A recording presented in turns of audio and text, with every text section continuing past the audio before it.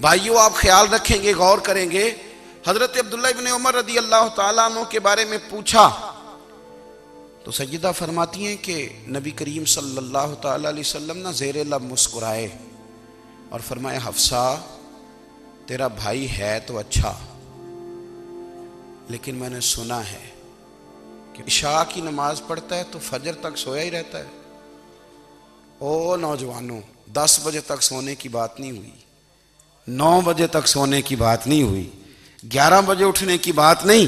حضور فرمانے لگے میں نے سنا ہے کہ عشاء کی نماز پڑھ کے سو جاتا ہے اور فجر تک سویا ہی رہتا ہے، اسے چاہیے کہ تہجد کے وقت اٹھا کرے، اللہ کی بارگاہ میں حاضر ہوا کرے، آہوزاری کرے، سجدے کرے، عبادت کرے۔ اٹھتا ہے اور فجر میں جا کے اٹھتا ہے۔ حضرت جناب حفصہ رضی اللہ تعالیٰ عنہ کہتی ہے میں نے جناب عبداللہ ابن عمر کو پیغام دیا اور میں نے کہا میرے جوان بھائی سن، نبی پاک نے فرمایا ہے تو اچھا پر تہجد میں نہیں اٹھتا، نفل نہیں پڑھتا۔ او میری ملت کے جوانوں، مزہ نہیں آ جاتا جب ساری دنیا سوئی ہو، ساری دنیا، اور بستر بھی گرم ہو اور نیند بھی پورا غلبہ کر رہی ہو، اور اچانک گھنٹی بجے دماغ میں، آنکھ کھلے، گھڑی پہ نظر پڑے، 3:30 4 بجے کا پیغام گھڑی بتائے، اور کوئی چڑھتی جوانی والا اٹھ کے وضو کرے، اور جب وہ مصلی کھول کے بچھائے تو مدینے والے محبوب کہتے ہیں کہ ہر نماز پہ رب ثواب دیتا ہے، اور جو اٹھ کے تہجد کی نماز پڑھے اسے دیکھ کے تو رب مسکراتا ہے، جو اس کی شان کے لائق ہے، جو اس کی شان کے لائق، وہ مسکراتا ہے، خوش ہوتا ہے کہ میرا بندہ تہجد میں اٹھ گیا، وہ مسکراتا ہے۔ کاش ہماری صبحیں کبھی اپنے مالک کے نام ہو جائیں، کاش کے صبح۔ حضرت ابو الحسن رحمۃ اللہ تعالیٰ علیہ حضرت معاذ ابن جبل رضی اللہ تعالیٰ عنہ کے پاس بیٹھا کرتے تھے، فرماتے ہیں ان سے جو پیار بڑھا تو پھر میرا مصلی سے بھی بڑھ گیا۔ تابعی ہیں، فرماتے ہیں صحابی رسول سے محبت ہوئی تو ذکر سے بھی ہو گئی، پھر درود شریف سے بھی ہو گئی، محبت ان سے بڑھی تو پھر اللہ نے مسجد کا پیار بھی بڑھا دیا۔ آپ فرماتے ہیں کہ میری ہر وقت طبیعت چاہتی تھی کہ بس اللہ اللہ کروں، بس اللہ اللہ کروں، بس نہ میں ذرا تھوڑی جان چھڑاؤں لوگوں سے، کو 10 منٹ ملے تو میں کو 4 نفل پڑھ لوں، میں تھوڑا سا نہ بچوں لوگوں سے، اور مجھے تسبیح ملے تو میں نہ کو 400-500 دفعہ استغفار پڑھوں، سبحان اللہ، الحمدللہ، اللہ اکبر، لا حول ولا قوت الا باللہ، میں نہ تسبیحات پڑھوں۔ فرماتے ہیں کہ بچے تھے گھر میں 6-7، غربت تھی، کام ملتا کوئی نہیں تھا، اور میں کام چور نہیں تھا، کام ڈھونڈتا تھا، پر اللہ کی قدرت کے کام نہیں ملتا تھا۔ فرماتے ہیں کہ میں نے ایک دن اپنی اہلیہ سے کہا کہ آج میں پھر جاتا ہوں کام ڈھونڈنے، تو میری بیوی بڑی فرما بردار تھی، پر اس دن نہ غربت کے ہاتھوں تنگ آ کے کہنے لگی آج نانا کوئی تو چیز لے کے آیا، تو مجھ سے بچوں کی بھوک نہیں دیکھی جاتی، یہ سب روگاں دا روگ محمد جس دا نام غریبی، کنڈ بلا کے لنگ جاندے نہیں دوست یار قریبی، آج نہ کچھ لے کے آیا تو میں بچے لے کے میکے چلی جاؤں گی۔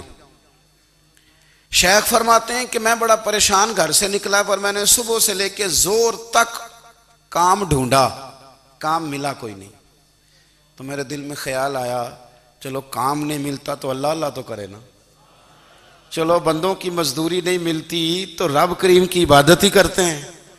فرماتے ہیں کہ میں نے نا فرات کے پانی سے وضو کیا، نہر کے، شدید دھوپ تھی، ساتھ ریت تھی اور ریت تپ رہی تھی، میں نے اپنا رومال وہیں مصلی کے طور پر بچھا لیا، اور فرماتے ہیں کہ زور سے لے کر عصر تک نماز پڑھی، دھوپ بھی پورے زور پہ، پر میرے سجدے کا ذوق بھی پورے زور پہ۔ فرماتے ہیں سورج بھی چمک رہا ہے اور رب کی عبادت کا ذوق بھی پورے زور پہ، میں سجدہ کروں تو پھر میرا اٹھانے کو جی نہ چاہے۔ میرے استاد لکھا کرتے تھے، یہ ان کا شعر ہے، وہ کہا کرتے تھے مجھے سوز دے، مجھے ساز دے، اور مجھے نیم شب کا نیاز دے، دم سجدہ خود کو میں توڑ دوں، مجھے ایسا ذوق نماز دے، اور میں تیری بہار کا پھول ہوں، میں کھلا بھی ہوں تو تیرے لیے، مجھے میری شاخ سے توڑ لے، مجھے اپنی زلف کا ناز دے۔ بھائی فرماتے ہیں کہ عصر تک میں نے نفل پڑھے، دل ڈھلنے لگا، عصر کی نماز پڑھی اور میں وہاں سے چلا۔ اب میں جب نکلنے لگا تو دل میں خیال آیا کہ چھوٹی چھوٹی دیواریں ہیں گھر کی، بغیر کچھ لیے جاؤں گا تو بیوی دور سے دیکھے گی تو شور کرے گی کہ پھر خالی ہاتھ آ گیا ہے۔ کہتے میں نے اپنے اسی رومال میں جس پہ میں نے نماز پڑھی تھی نا، رومال میں کی آخی دے پنجابی جو صافہ کہتے ہیں، اسی میں نا میں نے کچھ ریت بھر لی کہ وہ دور سے دیکھے گی تو سمجھے گی کچھ لے کے آیا ہے، چلو جا کے اسے بتا دوں گا کہ آج پھر مزدوری نہیں ملی۔ کہتے ہیں وہ ریت لے کر جب میں گھر میں گیا تو پہلے بیوی دروازے پہ کھڑی ہوتی تھی، پوچھتی تھی خالی ہاتھ آ گئے ہو؟ آج میں نے دیکھا تو ہے ہی کوئی نہیں۔ فرماتے ہیں میں اندر داخل ہوا، سلام لیے، کونے میں نے وہ رومال رکھ دیا اور میں نے آواز دی کہ بھلی مانس کہاں ہو؟ تو وہ کہنے لگی آپ منہ ہاتھ دھو لیں، میں روٹی لے کے آئی۔ میں نے کہا روٹی کہاں سے آ گئی؟ یہاں تو کئی دنوں کے فاقے، تو کئی دنوں کی غربت ہے، یہاں تو اس گھر میں تو فقیری ہے۔ فرماتے ہیں کہ وہ روٹی لے کے آئی اور اس وقت کی جو موجودہ نعمتیں تھیں، سمجھ لیں سلاد، اچار، ہر چیز ساتھ لائی۔ میں نے کہا کہ بچے کہاں گئے؟ کہنے لگی وہ کھانا کھا کے کھیلنے گئے، آپ کھانا کھا لیں آ جاتے ہیں۔ کھانا اس نے چن دیا۔ میں نے حیرت انگیز لہجے میں ساری نعمتیں اپنے دسترخوان پہ دیکھ کر کے بیوی سے پوچھا یہ کہاں سے آیا کھانا؟ بچوں کو تو نے کہاں سے کھانا کھلایا؟ یہ سارا کچھ کیسا ہے؟ تو کہنے لگی پتہ نہیں آج آپ کس کریم کی مزدوری کرنے چلے گئے تھے، پتہ نہیں کس کریم کی، میرے گھر میں تو اتنی نعمتیں آئی ہیں کہ مجھ سے سنبھالی نہیں جا رہی، اتنا اناج ہے، اتنا گندم ہے، کس کریم کے دروازے آج چلے گئے تھے؟ یہ کہتے کہتے وہ اٹھی اور اٹھ کر کے کہنے لگی پہلے ہی بڑا کچھ آیا تھا، اب کیا لے آئے ہو؟ اور جا کر کے نا اس نے وہ ریت والا رومال کھولا، کہنے لگے میں تو لے کے آیا تھا ریت، تو میرے رب نے اسے بھی سونے اور ہیرے بنا دیا تھا۔ جب آپ کی توجہ اللہ کی جانب، میرے نبی پاک صلی اللہ تعالی علیہ وسلم نے فرمایا ہر چیز اپنے رب سے مانگ، ہر چیز مانگ، ہر چیز مانگ۔ یا رسول اللہ کیا کچھ؟ میرے محبوب نے فرمایا تیرے گھر میں نمک بھی ختم ہو جائے تو وہ بھی اپنے رب سے مانگا کر، تو مانگنا وہ تجھے دے گا، تو اس کی بارگاہ میں کشکول طلب دراز تو کرنا۔ اور ترمذی شریف میں عجیب لفظ ہیں، رسول کائنات نے فرمایا، رب کریم فرماتا ہے جب میرا بندہ ہاتھ اٹھاتا ہے نا تو مجھے حیا آتی ہے کہ میں خالی کیسے لوٹا دوں اس کے۔ اتنے بڑے بادشاہ کی بارگاہ میں، او بھائی لوگوں سے عزتیں تلاش کرتے ہو تو وہ کیا تمہیں عزت دیں گے؟ وہ تو کل اچھا کہتے ہیں پرسوں برا کہنے لگ جاتے ہیں۔ لوگوں کے سامنے گڈ بک میں آنا چاہو گے تو وہ تو سویرے تمہارے بارے میں کچھ کہیں گے، شام کچھ اور کہیں گے۔ اپنی روحانی زندگی آباد کریں، اپنے مسلح کو وقت دیں اور دنیا سے چھپ کر اس موبائل کو بند کر کے اور اپنے آپ سے بھی چھپ کے اور تنہا ہو کے چھپا کے سارا کچھ اپنے آنسو اپنے رب کی بارگاہ میں پیش کریں، اس کے حضور حاضری دیں۔ سنو نا ترمذی کی حدیث اور اسے یاد رکھنا، نبی پاک علیہ السلام نے فرمایا اپنے دکھ لوگوں کے سامنے نہ بیان کرنا، سیٹھوں نوابوں کو نہ بتاتے پھرنا، دنیا داروں کے سامنے جا کے نہ رونا کہ میں تکلیف میں ہوں۔ فرمایا اگر دنیا داروں کو دکھ بتاؤ گے رب تمہیں کبھی غنی نہیں کرے گا، اور لوگ ہیں کہ الٹا مذاق اڑائیں گے۔ آپ کی جس سے بڑی پکی یاری ہے نا، پکی، وہ تب تک پکی ہے جب تک آپ نے 50,000 مانگا نہیں، اور جس وقت آپ نے کہہ دیا کہ میں مجبور ہوں میری مدد کر تو پھر ختم ہو گئی دوستی۔ لوگوں کی تعلقات آپ کے ساتھ تب تک ہیں جب تک آپ ان سے کوئی ضرورت وابستہ نہیں کرتے۔ کریم محبوب فرمانے لگے بندوں کے سامنے دکھ نہ بیان کرنا، اللہ تجھے کبھی غنی نہیں کرے گا، تو اپنے دکھ اپنے رب کو بتا، تو دعائیں مانگ، تو اس کی بارگاہ میں حاضر ہو، تو اس کے حضور عرض کر۔ فرمایا اپنے دکھ اپنے رب کو بتا، وہ جلدی کرے یا دیر سے کرے تجھے ساری دنیا سے بے نیاز کر دے گا، تجھے کسی کا محتاج نہیں رہنے دے گا۔ اپنے مسلح کو، اپنی دعاؤں، ایک بزرگ فرماتے ہیں میں نے دعا مانگنے کا طریقہ اپنی بیوی سے سیکھا، دعا مانگنے کا طریقہ اپنی، سیکھنے والے تو اپنے بچوں سے بھی سیکھ لیتے ہیں، سیکھنے والے تو ہر ایک سے سیکھتے ہیں۔ وہ کہتے ہیں میں نے دعا مانگنے کا سلیقہ اپنی بیوی سے سیکھا ہے۔ حضرت وہ کس طرح؟ فرمانے لگے میری بیوی نے نا مجھے کوئی کام بتایا، کچھ پیسوں کی ضرورت کے لیے کہا تو میں نے اسے کہا کہ بھئی ابھی میرے پاس نہیں ہے، کچھ دنوں میں آتے ہیں تو میں دے دوں گا۔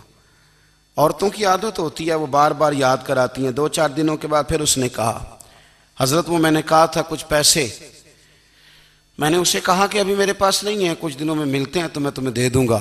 اس نے کچھ دنوں کے بعد پھر کہا حضور وہ میں نے کچھ پیسے کہے تھے۔ فرماتے میں نے ڈانٹ دیا، میں نے کہا کہ کیا تو روز مجھے شرمندہ کرتی ہے، کہا نا میرے پاس نہیں ہے، ہوں گے تو دے دوں گا، تو روز یاد کراتی ہے۔ فرماتے ہیں اس نے پہلے تو میری ڈانٹ کو سہا، پھر میرے سخت جملوں نے اس کی آنکھوں میں آنسو پیدا کر دیے، پھر اس نے اپنے آنچل میں اپنے اس دکھ کو سمیٹا، اور پھر اس نے ایک جملہ کہا تو میں رو پڑا، اور مجھے اپنے رب سے مانگنے کا طریقہ آ گیا۔ مجھے کہنے لگی حضرت جی آپ نے ڈانٹ دیا، میں نے سہ لیا، پر آپ ہی میرے شوہر ہیں، بتائیں نا آپ سے نہ کہوں تو میں کس سے جا کے کہوں۔ فرماتے ہیں میں رو پڑا، اور میں کھل کے رویا، اور میں تڑپ کے رویا، اور پھر میری سسکیاں بند گئیں۔ تو مجھے کہنے لگی آپ کو کیا ہوا؟ میں نے کہا مجھے بھی دعا مانگنی آ گئی ہے، جب میں اسے کہوں گا نا اللہ تو ہی میرا رب ہے، میں تجھ سے نہ کہوں تو میں کس سے جا کے کہوں؟ میں کیوں کسی بندے سے سوال کروں؟ میں کیوں کسی دنیا دار سے کہوں؟ میں تیرے بندوں کا، نیک بندوں کا وسیلہ لے کے، تیرے محبوب کی غلامی لے کے تیری بارگاہ میں آیا، تجھ سے نہ مانگوں تو کس سے مانگوں؟ سمجھ آ گئی ہے جب میں اس رنگ میں مانگوں گا تو پھر رب میرے اوپر بڑا ہی فضل فرمائے گا، وہ میرے اوپر بڑی رحمت کرے گا، وہ میرے لیے آسانیاں کرے۔ عزیز دوستو، ہم اس طرح کرنے لگ گئے ہیں کہ ہم نے نا اپنے تعلقات پر اعتماد کرنا شروع کر دیا ہے۔ میرے تعلقات بہت ہیں، ہم نے اپنی دولت پر اعتماد کرنا شروع کر دیا ہے، میرے پاس دولت بہت ہے۔ ہم نے اپنے علم پر، اپنی شہرت پر اعتماد کرنا شروع کر دیا ہے کہ میرے پاس فلاں چیز بہت ہے۔ یاد رکھنا جب بے نیاز اپنی صفت بے نیازی دکھاتا ہے تو بڑی بڑی دولتوں والے مجبور نظر آتے ہیں۔ بھائیو جب انسان کا رشتہ اپنے مالک کے ساتھ ہوتا ہے پھر تو غم بھی کچھ نہیں کہتے، پریشانیاں بھی کچھ نہیں کہتی، پھر تو زندگی صبر والی، پھر تو زندگی توکل والی، پھر تو زندگی بھروسے والی، پھر انسان اپنے آپ کو رسوا نہیں کرتا۔ دنیا داروں سے امیدیں اس کی ختم ہو جاتی، امیدیں اللہ رسول سے لگا لیتا ہے، مضبوط ہو جاتا ہے، مضبوط طاقتور ہو جاتا ہے، خوددار ہو جاتا ہے، باوقار باعزت ہو جاتا ہے۔ حضرت بہلول دانا رحمت اللہ علیہ بیٹھے تھے تو ہارون رشید حج کر کے آ رہا تھا، تو رستے میں حضرت شیخ سے ملاقات ہو گئی تو السلام علیکم کے بعد کہنے لگا حضور کوئی حکم ہو تو بتائیے گا۔ تو حضرت بہلول دانا فرمانے لگے تیرا رب کون ہے؟ اس نے کہا اللہ۔ تو فرمایا میرا کون ہے؟ کہا اللہ۔ فرمانے لگے تو بڑا ہی بیوقوف ہے، کیا تو یہ سمجھتا ہے کہ رب ہارون رشید کو تو دے گا اور بہلول دانا کو بھول جائے گا؟ تیرا بھی وہی رب ہے، میرا بھی وہی رب ہے۔ اس نے اگر تجھے دے کے آزمایا ہے تو ہو سکتا ہے مجھے نہ دے کے آزما رہا ہو۔ جب اس کی حکمت کے تقاضے ہوں گے تو عطا کرے گا اور دے گا، تو جا اپنا کام کر۔ بھائی اپنی روحانی زندگی، اپنی عبادات، اپنے وظائف، اپنے روزمرہ کے معاملات، اپنی دعائیں، اپنا استغفار، دیکھو کوئی مشکل کام تو نہیں 2 رکوع ہیں سورہ واقعہ کے اگر رات کو پڑھ لی جائے تو۔ میں کس طرح یہ بات بیان کروں کہ تعویذ بانٹنا آسان ہے اور وظیفہ بتانا مشکل ہے۔ سارا دن تعویذ بانٹیں تو لوگ لینے کو تیار ہیں، اور اگر آپ وظیفہ بتائیں تو کہتے ہیں تو مشکل کام ہے۔ او خدا کے بندے، اگر آپ کا تعلق قرآن پاک کے ساتھ مضبوط ہو، قرآن پاک کے ساتھ اگر آپ کا رشتہ ہو، لوگ سفارشیں ڈھونڈتے ہیں نا دنیا میں، کوئی تعلق مل جائے تو میرا کام ہو جائے۔ دنیا میں اتنا مشکل معاملہ ہے، آخرت میں مجھے بتائیے گا کتنا مشکل معاملہ ہوگا۔ میرے نبی پاک صلی اللہ تعالی علیہ وسلم نے فرمایا جو لوگ سورہ ملک پڑھا کرتے تھے نا، سورہ ملک، یہ سورت ملک قیامت میں ان کی سفارش کرے گی، اور اس طرح کرے گی کہ کہے گی اے اللہ یہاں اس بندے کو جنت میں داخل کر دے یا مجھے قرآن پاک سے علیحدہ کر دے۔ تو رب فرمائے گا جا اس کا دامن تھام کے اسے جنت تک پہنچایا۔ آپ بات کو سمجھیں، جب آپ کے تعلقات اپنے معاملات کے ساتھ مضبوط ہوں گے، یہ نبی کریم نے وعدہ کیا ہے کہ تو سورت واقعہ پڑھ تیرے گھر میں فاقہ نہیں آئے گا۔ حضرت عبداللہ ابن مسعود رضی اللہ تعالیٰ عنہ بیمار تھے تو حضرت عثمان غنی رضی اللہ تعالیٰ عنہ تیمارداری کے لیے تشریف لے گئے، اور جا کر کے کہا کہ آپ بڑے بیمار ہیں، آپ کی بیٹیاں زیادہ ہیں، میں چاہتا ہوں کہ خزانے میں سے کچھ مدد کروں. تو سیدنا عبداللہ ابن مسعود رضی اللہ تعالیٰ عنہ اٹھ کے بیٹھ گئے اور کہنے لگے امیر المومنین اللہ آپ کو میری طرف سے میری بیٹیوں کی طرف سے بہتر صلہ دے. میری بیٹیوں کو کسی خزانے کی ضرورت نہیں, میں نے انہیں خزانہ دے دیا ہے. کہا جناب آپ نے کون سا خزانہ دیا ہے, میں آپ کے مالی معاملات کو جانتا ہوں. تو فرمانے لگے امیر المومنین میرے نبی کریم نے فرمایا ہے جو سورت واقعہ پڑھے اسے کبھی فاقہ نہیں آتا.